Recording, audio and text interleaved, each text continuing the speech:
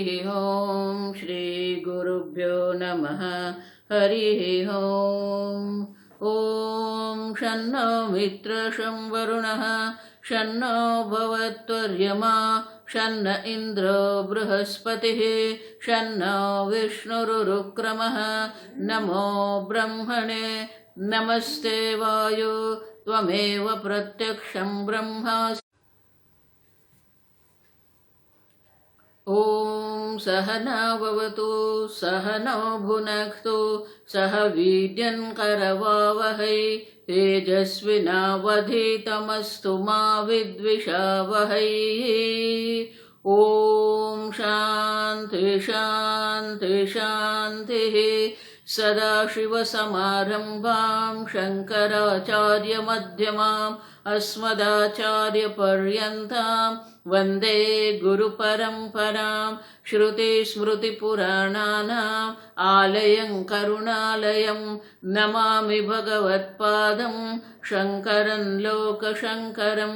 शङ्करं शङ्कराचार्यं केशवं बादरायणं सूत्रभाष्यकृतौ वन्दे भगवन्तौ पुनः पुनः।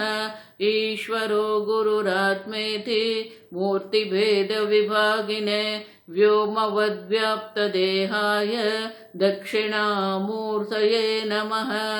निधये सर्वविद्यानां विशदे भवरोगिणां गुरवे सर्वलोकानां दक्षिणामूर्तये नमः।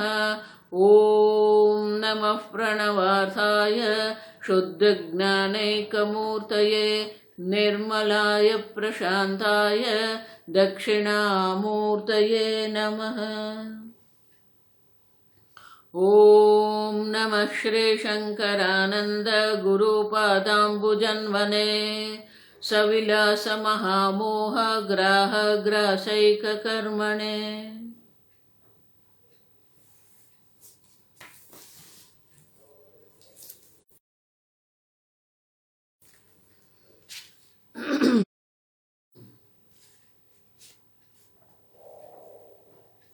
श्लोक नंबर 4।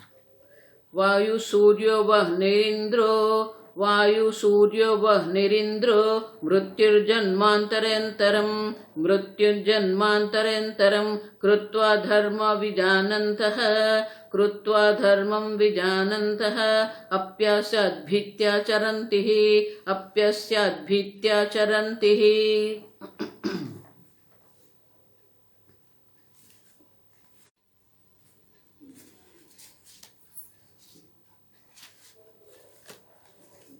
विद्यारण्य मुनि भेद दृष्टि अभेद दृष्टि की बात करते हैं। तो कहते हैं भेद दृष्टि जहां है द्वैत है, द्वैताद ही भयम भवति। जहां द्वैत है वहां भय अवश्य है। और इसीलिए ये तैत्तिरीय उपनिषद का जो मंत्र है अर्थतः पठति, अर्थतः हमें ये तैत्तिरीय उपनिषद का मंत्र कहते हैं।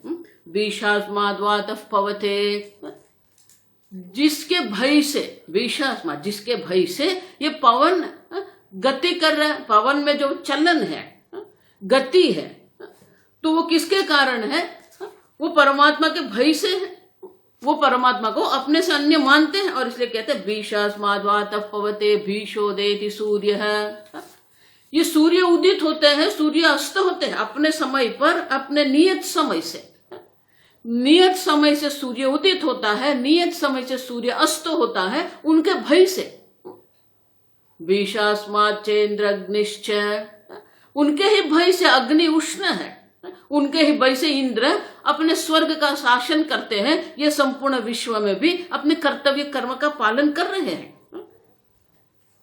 मृत्युर्धावति पंचम, जो मृत्यु है वो मृत्यु भी गति कर रहे हैं। अब देखो मृत्यु दौड़ रहे हैं। आप कैसे? सूर्य उदित होते हैं, सूर्य अस्त होते हैं, लेकिन मृत्यु के लिए शब्द क्या कर? धावती, ये दौड़ रहा है। अब देखो तो बोले मृत्यु धावती क्यों कहते हैं? पूज्य स्वामी इसलिए कहते थे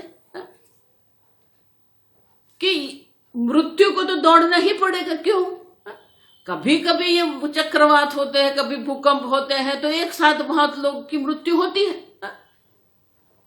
बाकी सामान्यतः तो क्या होता है, एक एक जीव को यहां से उठाना, एक जीव को यहां से उठाना, एक जीव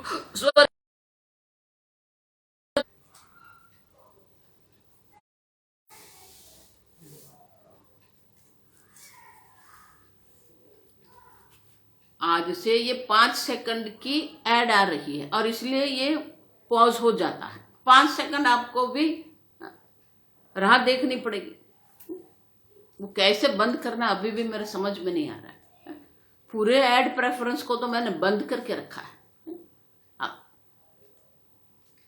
तो कहते हैं कि ये परमात्मा जो मृत्युर्धावती, क्यों? क्योंकि एक को यहां से उठाना है, एक को वहां से उठाना, एक को स्वर्ग में से लेना, एक को नरक में से लेना। आप देखो, उनको तो दौड़ना ही पड़ेगा। मृत्युर्धावती पंचम, और इस प्रकार से ये मृत्यु भी दौड़ रहे हैं। अब देखो, और इसलिए कहते हैं सूर्य, वायु, सूर्य, वह्नि, इंद्र, मृत्यु, ये 5 जो देवता है, संपूर्ण विश्व का संचालन जो हो रहा है, ये 5 देवताओं के द्वारा ये विश्व का संचालन हो रहा है। वायु है, अग्नि है, सूर्य है, इंद्र है और मृत्यु। और इसलिए कहते हैं वायु आदय जगन नियामकत्वेन प्रसिद्धा पंचापि देवता। ये 5 देवता जो है ये जगत के नियामक है। भले आप कहेंगे मैं करता हूं, आप देखो ये 5 देवता जो जगत के नियामक है, आप कहते हैं मैं देखता हूं, ऐसे आप नहीं देख सकते। चक्षुरेंद्रिय प्रमाण आपके पास है, आपके सामने रूप भी है, लेकिन जब तक अनुग्राहक जो देवता, सूर्य चंद्र, आप देखो तत्वबोध अगर आप पढ़ेंगे तो आपको समझ में आएगा कि सूर्य जो है वो चक्षुरेंद्रिय के अधिदेवता है। उनके अनुग्रह से ही चक्षुरेंद्रिय दर्शन क्रिया कर सकते हैं। आप श्रवण क्रिया कर रहे हैं तो कर्णेंद्रिय जो श्रवण क्रिया कर रही है किसके कारण हो रहा है? दिक् देवता के कारण, वायु देवता के कारण स्पर्श होता है। अब देखो, स्पर्श का जो अनुभव, स्पर्श का जो हमें अनुभव हो रहा है वो वायु देवता के अनुग्रह से हो रहा है। और इसलिए कहते हैं ये सामान्य नहीं, ये 5 देवता है, जगत के नियामक है। आप समझो, उनकी शक्ति जो है विशेष प्रकार की, इंद्र के विशेष प्रकार की शक्ति है, वायु, अग्नि, सूर्य, तो विशेष देवता है, विशेष प्रकार से जगत के नियामक है और विशेष प्रकार की शक्ति उनके पास है। अब देखो, फिर भी क्या है? अतीते जन्मनि धर्म इष्टापूर्तादि लक्षण विजानंत कृत्वा धर्मम विजानंत है। और ये देवता कैसे बने? ऐसे कोई देवता नहीं बनेगा। पूर्व जन्म जन्मांतरे, अलिख जन्म जन्मांतर में कृत्वा धर्मम विजानंत है, ये धर्म का ज्ञान उनके पास था, वेद शास्त्र का ज्ञान था, जिसके कारण वो धर्म, अनेक प्रकार के धर्म का अनुष्ठान किया है। इष्टापूर्तादि लक्षणम। अब देखो, कर्तव्य कर्म 2 प्रकार, धर्म 2 प्रकार की है, इष्ट और आपूर्त। इष्ट माने याग आदि, अनेक प्रकार के यज्ञ हम करते हैं, और आपूर्त माने ये समाज में, समाज के कल्याण के लिए जो कर्म किए जाते हैं उसे आपूर्त कहते हैं। वापी कूप तड़ागादि देवता यतनानि च। वापी, वापी को, वाव को हिंदी में क्या कहते हैं पता नहीं। अब देखो, सीढ़ियां के साथ जो कुआं होता है ना उसे वापी कहते हैं। कूप, कुआं, तड़ाग, तड़ाग मानी तालाब, सरोवर। तो ये बनाना, जलाशय बनाना लोक कल्याण के लिए, लोगों को शुद्ध जल उपलब्ध हो, इसलिए जलाशय की जो हम व्यवस्था करते हैं, वापी कूप तड़ाग आदि आदि। अब देखो, नदी पर जो हम बंद बनाते हैं, अब सब उतना ही नहीं, देवतायतनानि च, देवता के मंदिर बनाना, अन्नप्रद आरामश्च, आराम माने कि धर्मशाला खोलना, और अन्न क्षेत्र खोलना। आप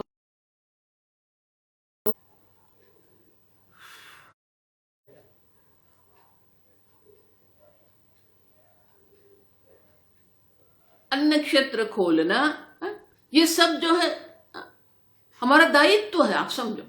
उसे आपूर्त कहते हैं, समाज कल्याण के लिए, लोगों के लिए एक व्यवस्था उत्पन्न करना, उसे आपूर्त कहते हैं। और इसलिए कहते हैं कि जन्मांतर में, अन्य जन्म में जब मनुष्य जन्म उनको उपलब्ध हुआ था, और मनुष्य जन्म में इष्टापूर्तादि लक्षणम, यज्ञ आगादि किया है, और अनेक प्रकार के जगत जन कल्याण के लिए भी अनेक प्रकार के कर्म किए हैं, और उनके विजानन्तः अपि, ज्ञान पूर्वकम अनुष्ठित, माने कि वो जानते थे ये धर्म है, कर्तव्य कर्म है, विशेष प्रकार के संकल्प से ये कर्म करते थे। विजानत अंतरम प्रत्येक ब्रह्मणः, फिर भी अपि यस्माद् भीत्या चरन्ति ही, क्यों? प्रत्येक ब्रह्मणः भेदम कृत्वा, क्योंकि परमात्मा से अभेद दृष्टि उनके पास नहीं थी। देवता भी ईश्वर को अपने से अन्य मानते हैं, और इसलिए भय है, भयभीत है, आप देखो। और इसलिए कहते हैं प्रत्येक ब्रह्मणः भेदम कृत्वा, ये पर ब्रह्म जो, प्रत्येक मानी साक्षात अपरोक्ष ब्रह्म जो आप स्वयं है,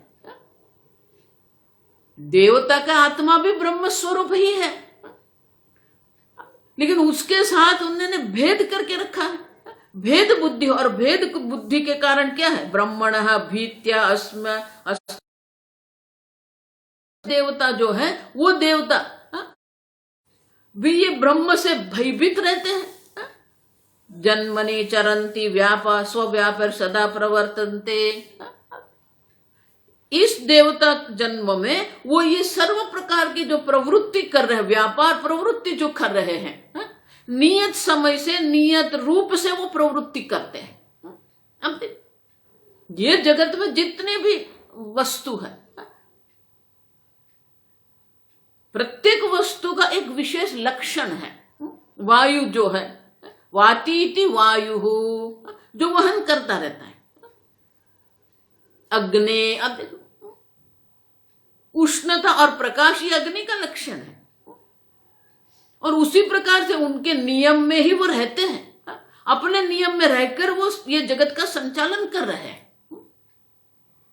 और इसीलिए कहते हैं कि स्वव्यापार सदा प्रवर्तन, सदा सर्वदा वो अपनी प्रवृत्ति करते रहते हैं, कभी भी अपने प्रवृत्ति से में कोई प्रमाद नहीं है।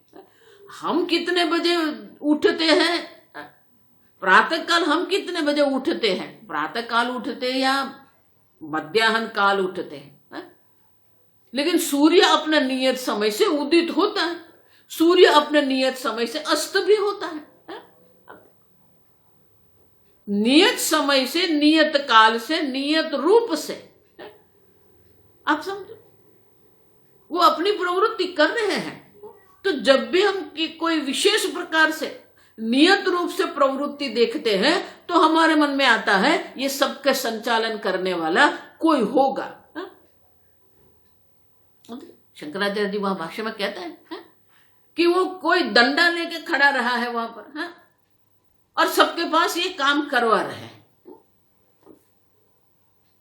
जहां पर भी नियत प्रवृत्ति है तो उनका संचालक होना ही चाहिए। और इसलिए कहते हैं कि वो परमात्मा के भय से ये वायु आदि जो विशेष प्रकार की शक्ति धारण करने वाले जो देवता है, वो भी अपने अपनी प्रवृत्ति नियत रूप से कर रहे हैं। ही शब्देन, बोले कि ही शब्द है, चरंती ही, तो बोले ही शब्द का अर्थ क्या है? ही शब्द ने भयाद अस्माद अग्नि तपति, भयात तपति सूर्य है। मैंने कहा ना, कठोपनिषद में भी यही मंत्र है, लेकिन दूसरे प्रकार। तैत्तिरीय उपनिषद में बीषास्माद कहा है, अस्माद बीषाद।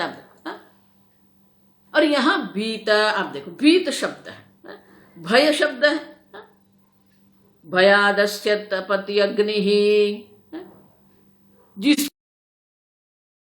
तपता है, तपति सूर्य, सूर्य भी जो तप्त है किसके भय से है? परमात्मा के भय से है। भयाद इंद्रश्च, इंद्रश्च वायुश्च, आप देखो उनके ही भय से वायु अपनी प्रवृत्ति कर रहे हैं, इंद्र अपनी प्रवृत्ति कर रहे हैं। मृत्युर्धावति पंचमः इति कठश्रुतौ, यमेने उक्ताम प्रसिद्धम दर्शयति ही मानी प्रसिद्ध है। कठोपनिषद ने यमराजा ने भी ये मंत्र कहा है, ही मानी ये प्रसिद्ध मंत्र है। आप देखो, और इसलिए कहते हैं कि भेद बुद्धि देवताओं ने करके रखी है, तो भेद बुद्धि के कारण देवताओं में भी भय है।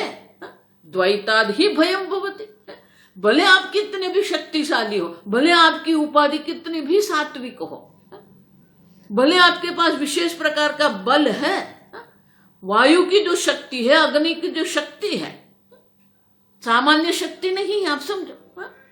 लेकिन प्रत्येक आत्मा, प्रत्येक ब्रह्म स्वरूप, अपरोक्ष ब्रह्म स्वरूप से अपने को अन्य जानते हैं, और अन्य जान के वो सर्व प्रकार के धर्म कर्म करते थे, और इसलिए उनको भी भयभीत होना पड़ता है। आप देखो, तो बोले कि ये भय जो है, भय के कारण ही शोक होता है। भय जो है मोह है, अविवेक है, भय है, जिसके कारण हमारे मन में एक प्रकार से शोक, संताप होता है। आप देखो, किसी के नियंत्रण में रहना माने एक प्रकार से संताप ही है। और ये शोक जो है, किसी के संचालन में हमें को रहना पड़ता है, तो उसके कारण क्या है? ननु तरति शोकमात्मवित इत्यादिषु उदाहृत वाक्येषु ब्रह्मानंद ज्ञानस्य अनर्थ निवृत्ति हेतुत्व स्पष्टम। तो बोले कि ठीक है, चलो, तरति शोकम आत्मवितीय वाक्य है, आप समझो। आपने जो ये वाक्य कहा है, तरति शोकम आत्मवित, छंदोग्य उपनिषद का वाक्य आपने कहा है, तो उससे वो शोक की निवृत्ति हो जाती है। और ब्रह्मानंद ज्ञान से अनर्थ निवृत्ति हेतुत्व स्पष्टम न अवभासते इति आशंक्य। लेकिन ये सब प्रकार से स्पष्ट रूप से हमें नहीं दिखता है। ब्रह्मानंद के जो ज्ञान है, वो ज्ञान के कारण सर्व प्रकार के अनर्थ की निवृत्ति हो जाती है, वो हमें अभी भी स्पष्ट नहीं है। तथा प्रतिपादन परम वाक्य उदाहरति, तो बोले कि उनको प्रतिपादन करने वाले वाक्य भी हमें मिलेंगे। है अनेक प्रकार के वाक्य हैं जो स्पष्ट रूप से कहते हैं, पंडिता हानानुशोचन्ति। आप देखो, दत्वम शोचितुम अर्हसि, भगवान भी कहते हैं गीता। तो बोले कि सीधे सीधे शोक की, अनर्थ की निवृत्ति होती है, ऐसे स्पष्ट रूप से दर्शाने वाले, उसका प्रतिपादन करने वाले वाक्य भी श्रुति में है। और इसी उनको दर्शाने के लिए आगे का श्लोक कहते हैं, 5वां श्लोक, आनंदम ब्रह्मणो विद्यात्, आनंदम ब्रह्मणो विद्यात्, न बिभेति कुतश्चन, न बिभेति कुतश्चन, एतमेव तपन्नेषः, एतमेव तपन्नेषः, चिंता कर्माग्नि संभृता, चिंता कर्माग्नि संभृता। अब आनंदम ब्रह्मणो विद्वान् न बिभेति कुतश्चन, ये तैत्तिरीय उपनिषद का वाक्य है कि जिसने अपने आप को पूर्ण ब्रह्म स्वरूप जान लिया है, उनके किसी से भी किसी भी प्रकार का कोई भय नहीं रहता है। भेद बुद्धि से भय है, जहां अभेद बुद्धि है वहां भय नहीं है। अब देखो, भेद बुद्धि से भय है वो भी दर्शाया है, और अभेद बुद्धि से भय नहीं है। न बिभेति कुतश्चन, कुतश्चन, किसी से भी उनको किसी प्रकार से भी भय नहीं है। आप देखो, आनंदम ब्रह्मणो विद्यात्, तो बोले आनंदम ब्रह्म, ये ब्रह्म आनंद है। तो बोले ब्रह्म और आनंद दो है क्या? राहो हो शीरवत। जब समुद्र मंथन से अमृत की उत्पत्ति हुई थी और वो अमृत कुंभ लेके जब धन्वंतरी निकले तो उनके हाथ से असुर लोगों ने ये कुंभ जो है ले लिया। अब उनके पास से ये कुंभ लेने के लिए भगवान विष्णु ने विश्व मोहिनी रूप धारण किया और ऐसा विश्व मोहिनी रूप धारण किया कि असुर उनके पीछे पीछे चलने लगे और उनके हाथ में ये कुंभ दे दिए। अब वो कुंभ लेके विष्णु भगवान ने क्या कहा, जो देवता लोग बैठे देवता को अमृत पान करा रहे। अब एक असुर था, उसने सोचा मैं भी देवता बन के बैठ जाऊं और मुझे भी अमृत पान करने को मिलेगा, तो वो बैठ गया। अब वो चंद्र के पास में बगल में बैठे थे, तो चंद्र को अमृत पान कराया भगवान ने। और जब वो देवता बन के जो असुर बैठा था उसको अमृत पान करवाते थे, तब चंद्र के ध्यान में आया कि अरे ये तो असुर है। तो चंद्र ने तुरंत कह दिया भगवान ये तो असुर है। और चंद्र बोले उसके पहले वो असुर ने क्या कर दिया, अमृत पान कर दिया। और भगवान ने सोचा अरे ये तो असुर को अमृत पान करवा दिया। तो भगवान ने अपने सुदर्शन चक्र से उनके मस्तक को काट दिया। अब तो वो जो मस्तक जो है वो राहु है और ये धड़ जो है ना शरीर का जो भाग है वो केतु कहलाता है। राहु और केतु। आप देखो अब चंद्र ने ऐसा किया था और उसके लिए ये राहु और केतु क्या करते हैं, चंद्र ग्रहण होता है। देखो ये हमारे पुराण की कथा है। आप सब तो राहु जो है वो तो शीर मात्र है, मस्तक मात्र है। आप देखो फिर भी हम ऐसे कहते राहु हो शिर है, राहु का शीर, राहु का मस्तक। बोले वो मस्तक ही है, फिर राहु का मस्तक ऐसे बोलने की क्या आवश्यकता है। उसी प्रकार से आनंदम ब्रह्मण विद्वान, ब्रह्म को आनंद जान के। तो बोले क्या ब्रह्म और आनंद दो अलग है? नहीं। और इसलिए कहते हैं औपचारिक है ब्रह्म का आनंद। ऐसा जो हम कहते हैं वो औपचारिक रूप से, गौण रूप से, मुख्य रूप से नहीं। ब्रह्म का आनंद ऐसा नहीं, ब्रह्म स्वयं आनंद स्वरूप है। और इसे कहते हैं ब्रह्मणः स्वरूप भूतम आनंदम विद्वान अपरोक्षतया जानन। जो अपरोक्ष रूप से माने कि आत्मस्वरूप ब्रह्मानंद को आत्मस्वरूप जो आत्मभूत है, जो जान लेता है। कुतश्चन कस्मादपि ऐहिक भय हेतु हो व्याघ्रादेहे। किसी भी प्रकार के ऐहिक माने इस लोक में व्याघ्रादि शत्रु आदि का जो भय है, पारलौकिक भय हेतु हो पापादेहे न बिभेति भयम न प्राप्नोति। इस लोक में भी किसी से उनको भय नहीं है, परलोक में भी जो पाप आदि है उनका भी उनको भय नहीं है। आप समझो, ननु तत्व पापादेहे भयम नास्ति कुतः। आप देखो कि जो विद्वान, जो जिसने ब्रह्म ज्ञान प्राप्त कर लिया है, वो ब्रह्म ज्ञानी को पाप आदि का भय नहीं। आप कैसे कहते हो? तो बोले तैत्तिरीय उपनिषद में ही कहा है। अब देखो एतगुम हि वावन तपति किमहम साधुना करवम किमहम पापम करवमिति। और कहते हैं और इसीलिए एतमेव तपन्न एषा चिंता। इस प्रकार से उनके मन में कोई चिंता, उनके मन में कोई भय नहीं है, उनका मन कभी भी संतप्त नहीं होता है। तो बोले किस प्रकार से संतप्त नहीं होता है? तो अर्थतः श्लोक में दर्शाया न तपन्न एषा। आप देखो तो वो वाक्य प्रमाणित करने वाला वाक्य जो तैत्तिरीय उपनिषद का है वो क्या है? एतगुम हवा न तपति। उनके मन में ये संताप कभी भी नहीं होता है। किमहम साधुना करो, मैंने साधु कर्म धर्म कर्म क्यों नहीं किए? किमहम पापम कर्वम। अब अगर प्रारब्ध के अनुरूप पाप कर्म भी हो गए तो उनके मन में किसी भी प्रकार से ये अपराध बोध नहीं होता है, मैंने पाप कर्म क्यों किए। अब कोई गिल्ट उनके मन में नहीं होती, क्योंकि वो अपने आप को अकर्ता अभोक्ता जानता है। और इसलिए तैत्तिरीयोपनिषद में कहते हैं कि इस प्रकार से साधु के मन में कुछ संताप नहीं, किम हम साधुना करवम किम हम पापम करवम इति।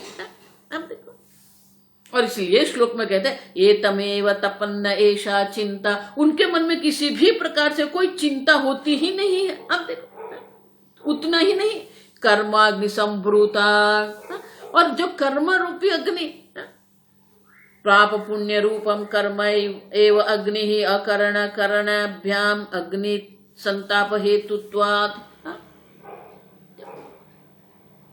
हरेक प्रत्येक मनुष्य के मन में ये संताप रहता है, ये कर्म मैंने क्यों नहीं किए। ये धर्म कर्म जो है वो धर्म कर्म के संजोग परिस्थिति मेरे जीवन में आई थी, मैंने नहीं किया।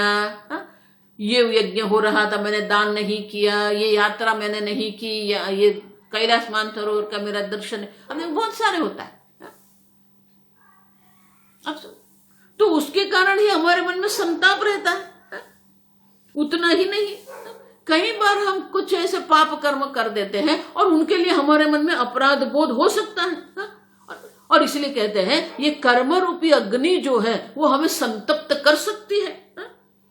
कर्माग्नि संभ्रूता पाप पुण्य रूपम कर्म एवं अग्नि ही।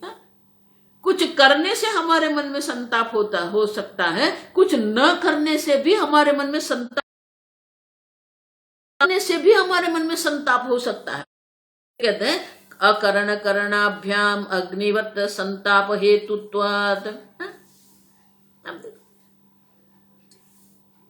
तो ये संताप जो है वो जो अज्ञानी जन जो संसारी है उनके मन में ये संताप हो सकता है, लेकिन जो ज्ञानी जन है उनके मन में कभी भी ये संताप नहीं होता है। पुण्यम ना करवम कस्मात् पापम तु कृतवान कुतः इत्येवं रूपा चिंता। उनके मन में इस प्रकार की चिंता नहीं होती है कि ये पुण्य कर्म मैंने क्यों नहीं किए, ये पाप कर्म मैंने क्यों किया।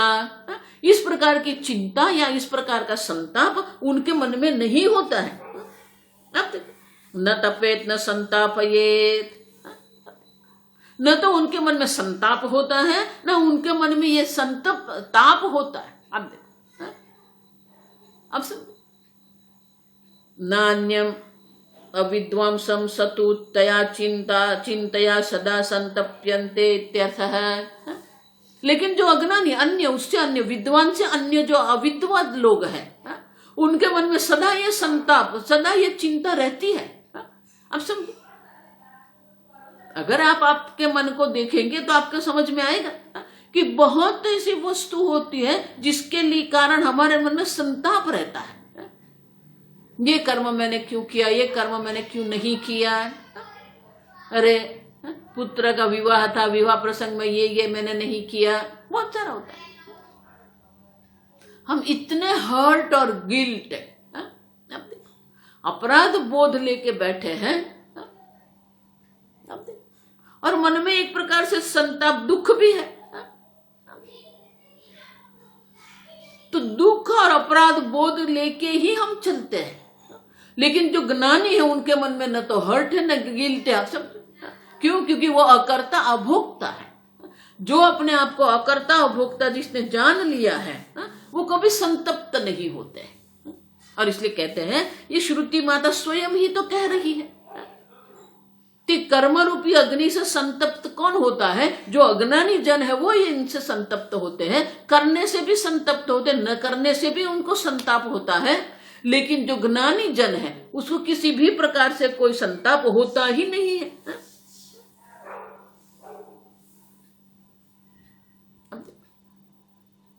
और इसलिए कहते हैं कि इस प्रकार से ज्ञानी जन के मन में कोई संताप नहीं, माने कि शोक और संताप रहता नहीं है। इसे स्पष्ट रूप से दर्शाया है। शोक की निवृत्ति होती है, शोक दो कारण से ही होते हैं, या तो हर्ट है या तो गिल्ट है। आप समझो, या तो दुख की भावना होती है या तो हमारे अपराध बोध होता है जिसके कारण हम शोकग्रस्त हो सकते हैं। आप समझो, लेकिन ये दोनों से ज्ञानी जन जो है वो दोनों से मुक्त है।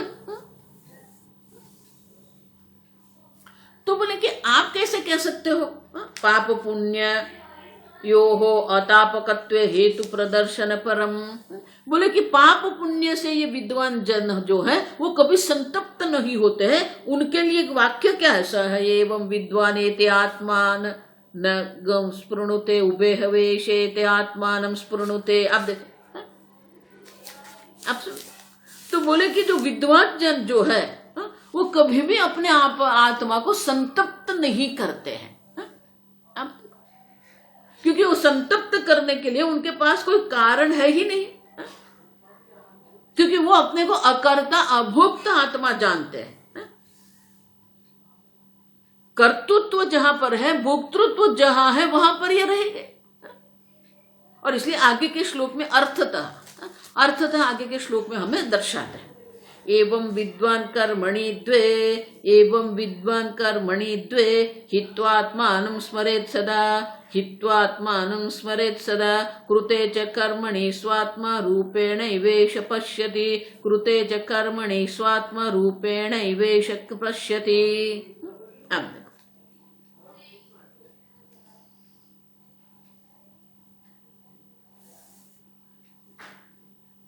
बोले कि एक बार एवं विद्वान कर्मणि द्वे हित्वा, इस प्रकार से दो प्रकार के कर्म जो है,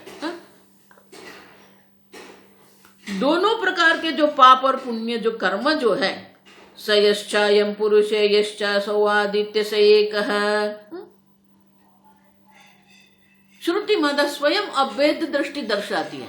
अब देखो सह च अब देखो यह अयम पुरुष है, ये पुरुष में जो सच्चिदानंद ब्रह्म जो ये शरीर में जो है, ये शौच सौआदित्य यश्च सौआदित्य, आदित्य सूर्य नारायण में जो ये ब्रह्म स्वरूप है, स एक ही है, दो है ही नहीं। आप परमात्मा से भिन्न है ही नहीं।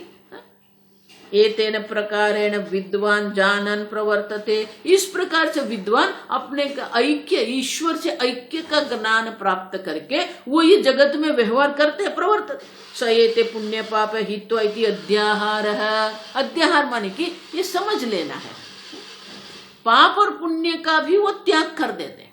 उनके लिए न कोई विशेष पाप है, उनके लिए न कोई विशेष पुण्य है। अब तो तैत्रीय उपनिषद में ही कहते हैं आत्मानम, कैसा आत्मा, ब्रह्म अभिन्नम, आत्मानगम स्पृणुते, वो अपने स्वरूप में ही, स्मरण में ही रहते हैं। जब व्यवहार हो रहा है तब भी ये ब्रह्म स्वरूप ही है, व्यवहार नहीं है तब भी ब्रह्म स्वरूप है। आप सब अपने स्वरूप से उनकी कभी भी, आप देखो, च्युति नहीं होती है। और इसलिए कहते हैं कि व्यवहार करते हुए भी अपने स्वरूप में वो स्थित रहते हैं, उनके स्वरूप से कभी भी उनकी च्युति नहीं होती है। और इसलिए कहते हैं प्रत्यंचम स्पृणुते प्रणीयते सदा स्मरेद इत्यर्थः यतः पुण्य पाप मिथ्यात्व अनुसंधानेन हानम कृतम अतः। और ये पुण्य पाप जिसको कहते हैं, जो दो प्रकार के जो कर्म जो है, हित्व आत्मानम स्मरेत सदा, श्रुति माता कहते, अरे श्लोक में कहते हैं कि इस प्रकार से ये दो प्रकार के पाप पुण्य का त्याग कर दिया है। सदा आत्मानम स्मरेत, सदा सर्वदा वो आत्मा का चिंतन ही करते हैं।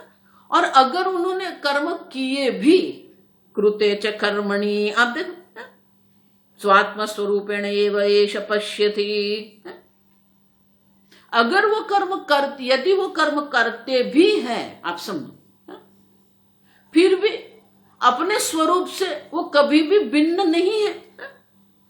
कर्म को भी आत्म स्वरूप ही वो देखते हैं। ब्रह्मार्पणम ब्रह्म हविहि ब्रह्माग्नो, आप देखो, कर्म भी ब्रह्म स्वयं है, कर्ता ब्रह्म है, कर्म ब्रह्म है, करण ब्रह्म है। अब देखो, तो कर्म को भी आत्मस्वरूपेण एव एषः पश्यति, आप देखो, कर्म को भी आत्मस्वरूप ही देखते हैं। कभी भी कर्म को भी ब्रह्म से भिन्न वो देखता ही नहीं है। आत्मा के स्मरण करते हुए कर्म का त्याग वो कर देता है। अगर प्रारब्ध के अनुरूप अगर कर्म भी वो करते हैं तो कर्म को भी वो आत्मा से भिन्न नहीं समझते।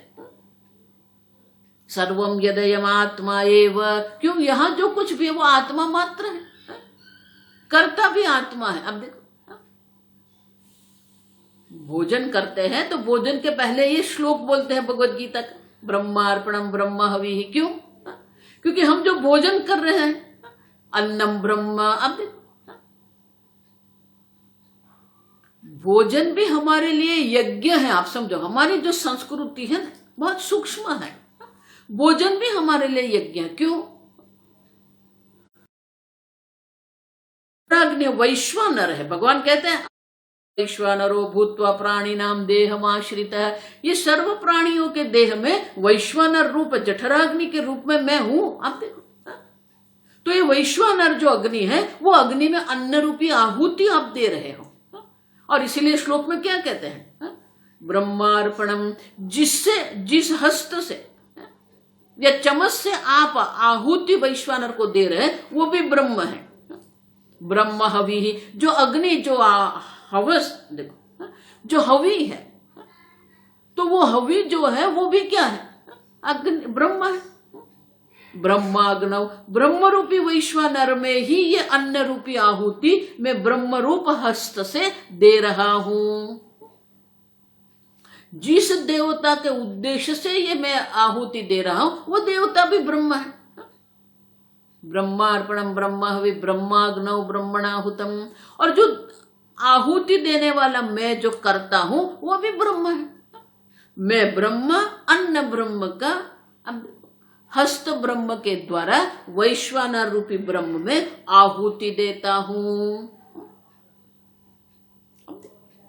ब्रह्मैव तेन गंतव्यम, ये हवि जो है, जो आप आहुति देते हो वो अग्नि में आप आहुति देते हैं। लेकिन अग्नि में जब हम आहुति देते हैं तो क्या कहते हैं, इंद्राय स्वाहा इंद्रस्य इदं न मम। अग्नि को हम कहते हैं ये मैंने आहुति दे दी है, वो आहुति इंद्र के लिए है। और अग्नि भी कहता हाँ जी मैं अग्नि को पहुंचा दूंगा, अब ये इंद्र का है मेरा नहीं है। तो बोले जिस देवता के उद्देश्य से आहुति देते हैं वो देवता भी ब्रह्म है। ब्रह्मैव तेन गंतव्यम, ब्रह्म कर्म समाधि, ये कर्म भी ब्रह्म स्वरूप ही है।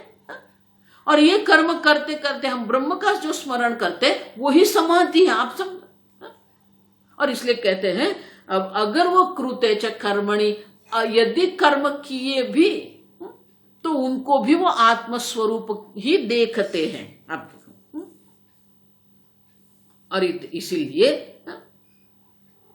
कर्म का त्याग है, मानी कि अपने को अकर्ता अभोक्ता आत्मा जानते हैं। और प्रारब्ध के अनुरूप जो भी कर्म हो रहे हैं वो कर्म को भी आत्मस्वरूप वो देखते हैं। और इसीलिए ब्रह्मज्ञानी जो है उनके लिए कर्म कोई विशेष प्रकार से नहीं है, वो भी ब्रह्म स्वरूप है। न कोई पाप न पुण्य से संतप्त है, अपने स्वरूप में ही वो स्थित है। आप देखो, आत्मानगम स्पृणुते, वो अपने स्वरूप में ही स्थित रहते हैं। कर्म करते करते भी वो स्वरूप में स्थित है, कर्म न करे तो भी वो अपने स्वरूप में स्थित रहते हैं। और इसलिए कहते हैं इस प्रकार से वो कर्म करे कि ना करे उनके लिए कोई विशेष प्रकार से आदेश नहीं है शास्त्र में। तो बोले वो तो ठीक है, चलो आप समझ गए कि ब्रह्म ज्ञान के बाद कोई पाप पुण्य नहीं, कोई कर्म नहीं है। न अभुक्तम क्षीयते कर्म कल्प कोटि शतैरपि, लेकिन ये शास्त्र में ही कहा गया है कि आप जो भी कर्म करते हैं, अब देखो इसलिए मैं पुनः पुनः आपको कहती रहती अधर्म मत करो। क्योंकि अगर आप सोचते हो ये तो छोटा सा कर्म है क्या बात, तो शास्त्र कहते हैं न अभुक्तम क्षीयते कर्म, जब तक वो कर्म का फल आप भुगतते नहीं है तब तक उनका क्षय नहीं होता है। अब वो आपके खाते में पड़े रहेगा। कब तक? कल्प कोटि शतैरपि, कोटि 1 करोड़ कल्प, माने कि अनंत काल पर्यंत वो कर्म आपके नाम पर रहेगा। आप ये जो न्यायालय है ना, मनुष्यों के द्वारा जो ये कानून बनाए हैं, उससे आप छूट सकते हैं, लेकिन जो कर्म का जो सिद्धांत है उससे कोई छूट नहीं सकता।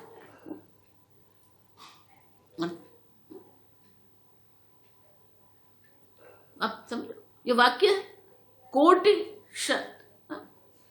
कोटि कोटि कल्प के बाद भी, कोटि शत इरादे हो, 100 करोड़ कल्प के बाद भी वो कर्म आपके साथ रहेगा, आपके नाम पर वो रहेगा।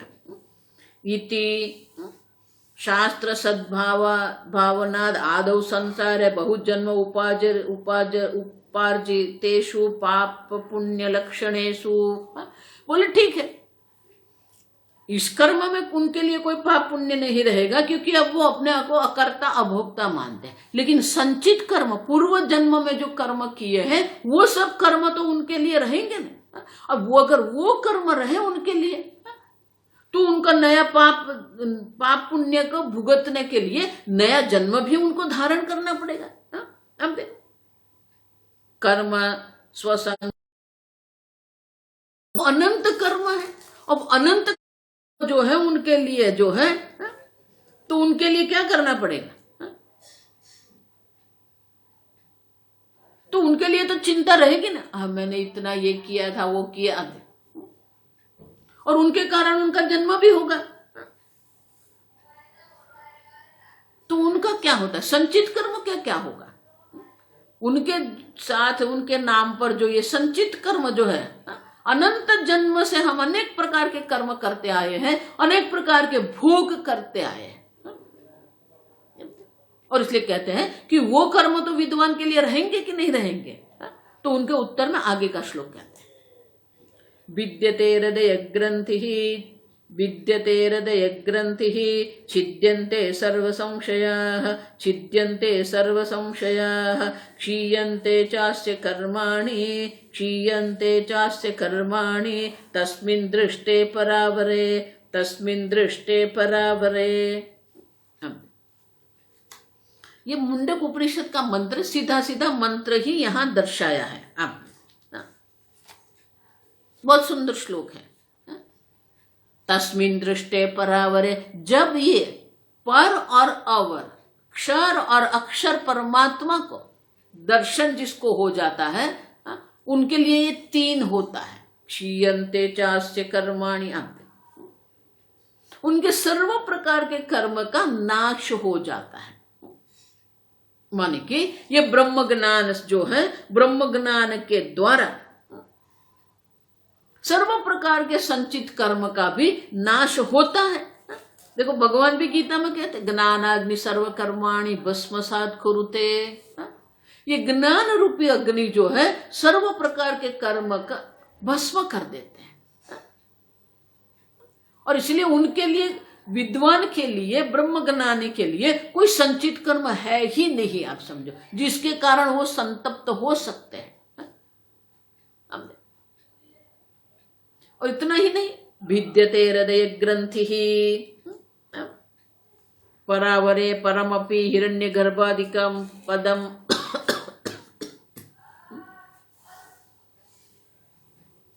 जो क्षर और अक्षर जो परमात्मा, जो पर और अपर जो परमात्मा है, उनके ज्ञान से परमात्मा नि दृष्टि साक्षात्कार कृते। एक बार ये परमात्मा का साक्षात्कार हमें हो जाता है, फिर क्या है? विद्यते हृदय ग्रंथि, हृदय में जो भी कोई ग्रंथि है, हम आगे देख के गए, ग्रंथि माने जो गांठ हमारे मन, गांठ है ना, हमारे मन में अनेक ग्रंथि हम लेके बैठे हैं, और ग्रंथि के आधार पर ही किसी के लिए भी हम अभिप्राय भी बना देते हैं। हमारे जितना भी व्यवहार है, हमारे जितना भी वाणी है, कर्म है, उनके पीछे ये सब ग्रंथि पड़ी हुई है। और इसलिए कहते हैं हृदय ग्रंथि, हृदय से बुद्धे है चिदात्मनश्च ग्रंथिवत दृढ़ श्लेष रूपत्वात् ग्रंथि ही। ये हृदय ग्रंथि है, मैं देह हूं, ये ग्रंथि है। आप समझो, मैं मन हूं, मैं प्राण हूं, मैं इंद्रिय हूं, मैं माता हूं। फिर आपके बारे में आपने जितना भी अभिप्राय अन्य अध्यास करके जो आप बैठे हैं, वो सब ग्रंथि है। लेकिन ये ब्रह्म ज्ञान जब होता है तो ये सब प्रकार की ग्रंथि जो है भिद्यते, उनका नाश हो जाता है।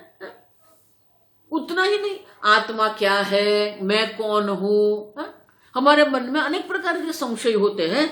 छिद्यन्ते सर्व संशयाः, आत्मा देहादि व्यतिरिक्त न वा व्यतिरिक्तोपि कर्तृत्वादि धर्म योगी न वा। अब देखो, ये आत्मा देह से भिन्न आत्मा है कि नहीं? अगर है तो वो जो धर्म आदि कर्तृत्व आदि, आत्मा में कर्तृत्व भोक्तृत्व है कि नहीं? अगर आत्मा में कर्तृत्व भोक्तृत्व नहीं है, लेकिन आत्मा ब्रह्म है कि नहीं, माने पूर्ण स्वरूप है कि नहीं? अकर्तृत्व तस्य ब्रह्मणः भेद अस्ति न वा। अनेक प्रकार के संशय होते हैं। आप देखो, बहुत सुंदर है। देखो, हमारे मन में कितने कितने प्रकार के संशय होते हैं, तो ये टीकाकार हमें दर्शाते हैं। पहला संशय तो ये होता है कि देह से भिन्न आत्मा है कि नहीं।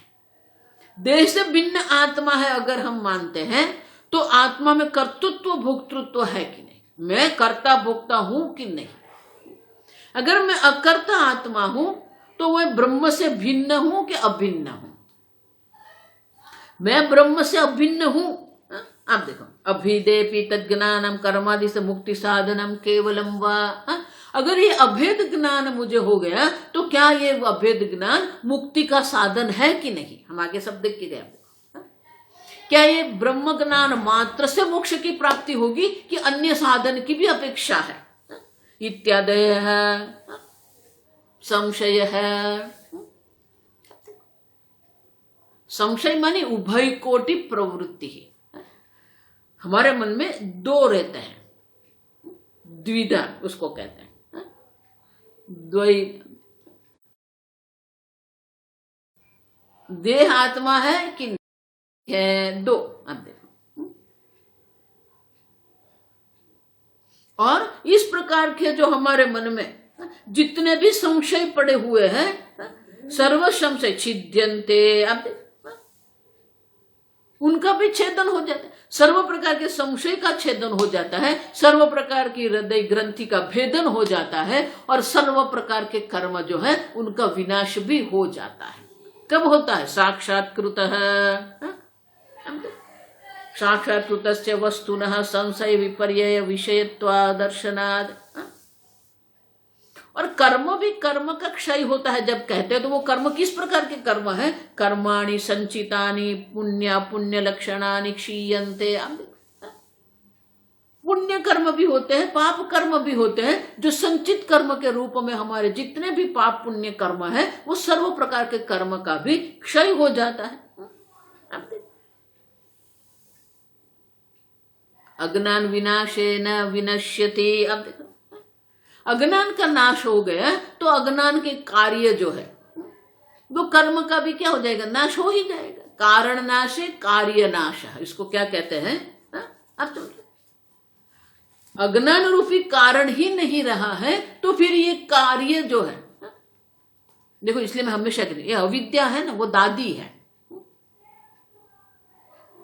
अविद्या के कारण ही देहादि में अहम बुद्धि होती है, और देहादि में अहम बुद्धि होती है, तो उसके कारण हम कर्म करते हैं और कर्म को मैं मानते हैं। अविद्या काम कर्म।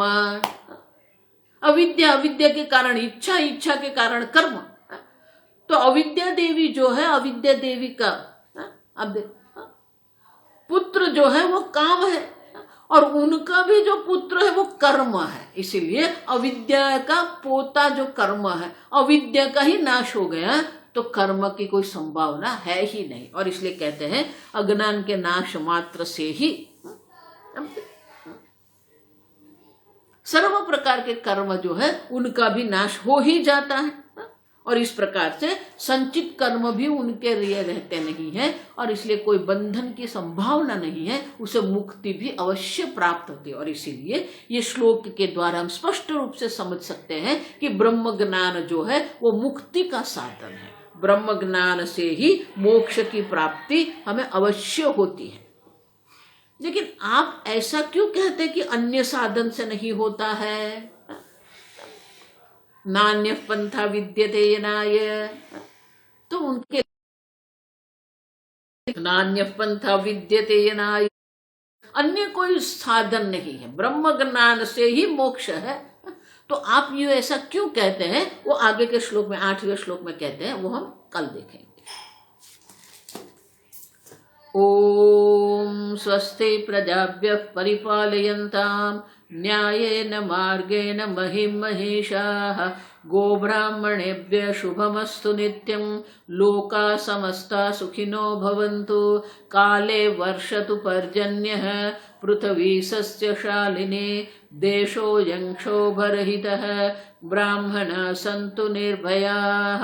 ओम सर्वेषां स्वस्तिर्भवतु सर्वेषां शान्तिर्भवतु सर्वेषां पूर्णं भवतु सर्वेषां मङ्गलं भवतु सर्वे भवन्तु सुखिनः सर्वे सन्तु निरामयाः सर्वे भद्राणि पश्यन्तु मा कश्चित् दुःखभाग् भवेत् असतो मा सद्गमय तमसो मा ज्योतिर्गमय मृत्युर्मा अमृतंगमय। ओम पूर्णमदः पूर्णमिदं पूर्णात् पूर्णमुदच्यते पूर्णस्य पूर्णमादाय पूर्णमेवावशिष्यते। ओम शांति शांति शांति। हरि ओम श्री गुरुभ्यो नमः। हरि ओम।